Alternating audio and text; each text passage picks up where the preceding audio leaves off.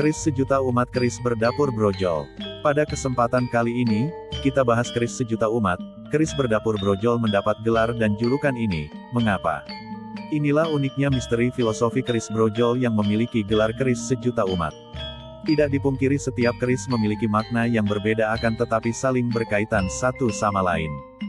Sehingga menimbulkan sifat kesempurnaan bagi watak dan karakter seseorang. Keris dapur brojol, ada dua versi bentuk dapur brojol.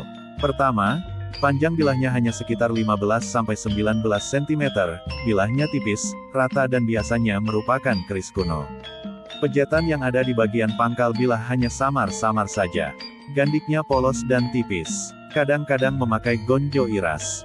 Kadang-kadang pula pada bilahnya ada lekukan-lekukan dangkal, seolah lekukan itu bekas pijitan jari tangan. Keris brojol sering disalahkaprahkan dengan sebutan keris dapur Sombro.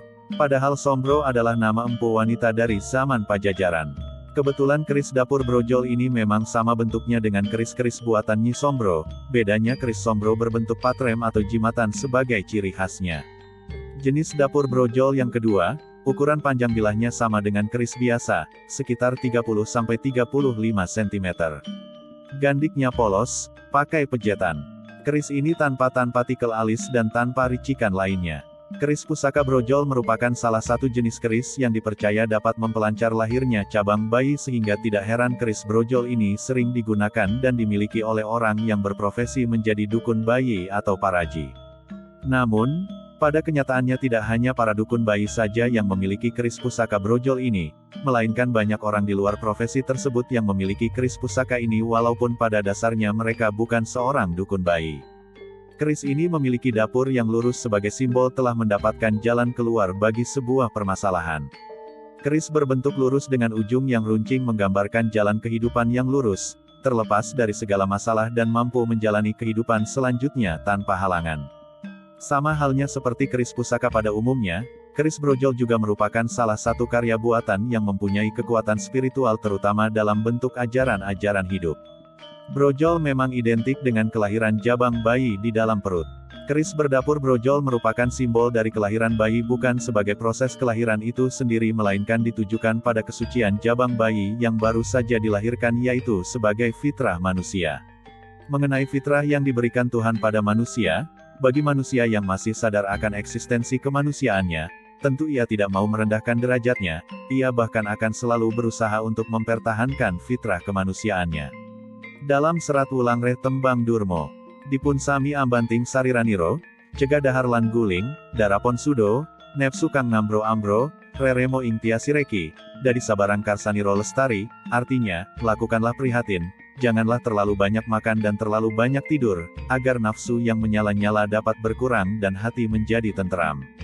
Akhirnya segala sesuatu yang hendak dicapai akan terlaksana. Dengan keterangan serat tersebut, menjelaskan bahwa dengan laku tapa demikian, diharapkan akan mendekatkan diri kepada Tuhannya dan diharapkan manusia selalu pada fitrahnya. Fitrah manusia itu pada dasarnya memiliki kecondongan percaya pada kekuasaan dan takdir Tuhan. Takdir bagi orang Jawa disebut dengan istilah, papesten. Papesten mempunyai arti segala sesuatu yang menyangkut hidup manusia tidak dapat dilepaskan dari takdir Tuhan. Ada ajaran Jawa yang mengatakan, ora ana kasekten sing madani pepesten, awit pepesten iku wis ora ana sing bisa murungake, artinya tiada kesaktian yang mempunyai kepastian sebagaimana yang dimiliki Tuhan, karenanya tidak ada yang dapat menggagalkan kepastian dari Tuhan. Sebelum lanjut buat bosku yang belum subscribe jangan lupa untuk subscribe-nya, bagi yang sudah semoga informasi tayangan channel ini bisa bermanfaat. Jika suka monggo tekan gambar jempolnya, bisa share berbagi link ke teman, grup, Facebook, dan sebagainya, agar sedulur yang lain, tahu informasi seputar keris pusaka. Kita lanjutkan kembali bosku, terkait kepastian dari Tuhan. Dalam pemahaman ajaran Jawa selalu beranggapan bahwa abang birune urip, merah birunya hidup tergantung dari takdir Tuhan. Peristiwa kehidupan di dunia yang menyangkut bekja cilaka, bunga susah, sugi melarat keselamatan bencana, sengsara kesenangan, kekayaan kemiskinan, dan sebagainya, sudah merupakan pepesten. Atas dasar itu, orang Jawa menyikapi pandangan hidup dengan mung sadermo ngelakoni, sekedar menjalankan apa yang telah ditentukan oleh Tuhan. Karena merupakan kepastian dari Tuhan maka segala yang telah terjadi justru harus disyukuri, diambil hikmahnya dan harus diterima dengan ikhlas dan sumeleh dengan hati yang lapang. Takdir yang terjadi tidak bisa diubah oleh manusia, maka manusia hanya sumarah pasrah dan tabah pada kehendak Tuhan. Sumarah dan sumeleh menunjukkan kestabilan jiwa seseorang dalam menjalani hidup. Begitu syahdunya filosofi yang terkandung pada keris sejuta umat, sebab keris berdapur brojol hampir dimiliki oleh banyak orang, sehingga julukan keris sejuta umat menjadi gelar yang disandangnya. Tetapi keris dapur brojol yang langka juga ada, dengan pamor tertentu atau keris khusus pria Agung Keraton. Keris HB brojol atau brojol Hamengkubuwono juga ada, keris PB brojol atau brojol Pakubuwono juga ada. Dapur brojol kelas ningrat ini yang diburu para kolektor dan pecinta seni tua esoteri terutama kalangan praktisi kebatinan atau paranormal, sebab digadang sebagai pusaka piandel yang bisa dimanfaatkan kekuatan gaibnya untuk keperluan melancarkan suatu permasalahan secara spiritual.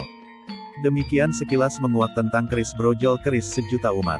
Bersama Oma Keris Salatiga kita sinau bareng mengenal kearifan lokal terkait budaya Tosan Aji warisan agung leluhur kita yang layak kita banggakan, jaga dan lestarikan keberadaannya.